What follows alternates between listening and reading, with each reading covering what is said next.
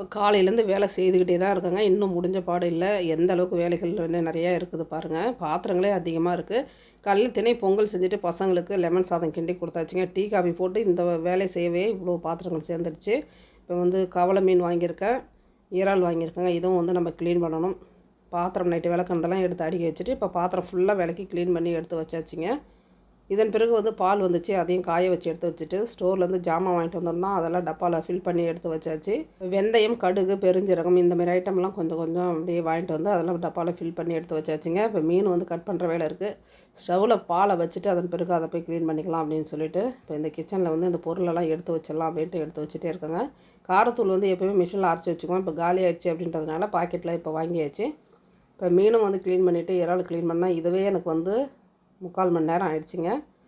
இதெல்லாம் ரெடி பண்ணி வச்சுட்டு இப்போ குழம்பும் கூட்டி போட்டாச்சுங்க. சாதமும் வெந்துடுச்சு. மீன் க்ளீன் பண்ணும்போதே சாதம் வடிச்சிட்டேன். மீன் வறுவலுக்கு சேர்க்க வேண்டிய பொருள்கள் எல்லாம் சேர்த்து ரெடி பண்ணியாச்சுங்க. ஆயிலையும் போட்டு பொரிச்சு எடுத்துட்டேன். இந்த கவலை மீன் வறுவல் ரொம்ப நல்லாயிருக்குங்க. பெரிய மீனை விட இந்த மீன் வந்து சாப்பிட அந்தளவுக்கு டேஸ்ட் இருக்கும். ரொம்பவும் ஹெல்த்துன்னு சொல்லுவாங்க.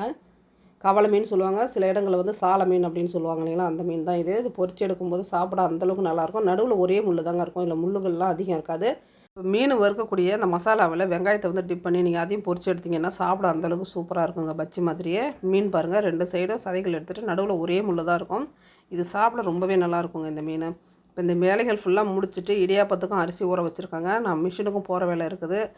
கம்பு அரைக்கணும், கோதுமை அரைக்கணும். பச்சரிசி வந்து ஊற வச்சுருக்கேன் இடியாப்பத்துக்கு. நல்லா ஈர அரிசியாக அரைச்சி எடுத்துகிட்டு வந்து நம்ம புட்டு மாதிரி வேக வச்சு காய வச்சு எடுத்து வச்சுக்கிட்டோம் அப்படின்னா நம்மளுக்கு ரொம்ப நாள் வரைக்கும் அந்த மாவு இருக்குங்க. இப்போ கிச்சன் வேலை ஃபுல்லாக முடிச்சாச்சுங்க. இன்னும் வாழைப்பூ இருக்குது, அதுவும் வந்து ஆஞ்சி எடுக்கணும். வேலைகள்னு பார்த்தீங்கன்னா ஒரு நாளைக்கு ஃபுல் டே வேலை இருக்குங்க. ரெஸ்ட் எடுன்னு நாமளாக எடுத்தால் மட்டும்தாங்க உண்டு.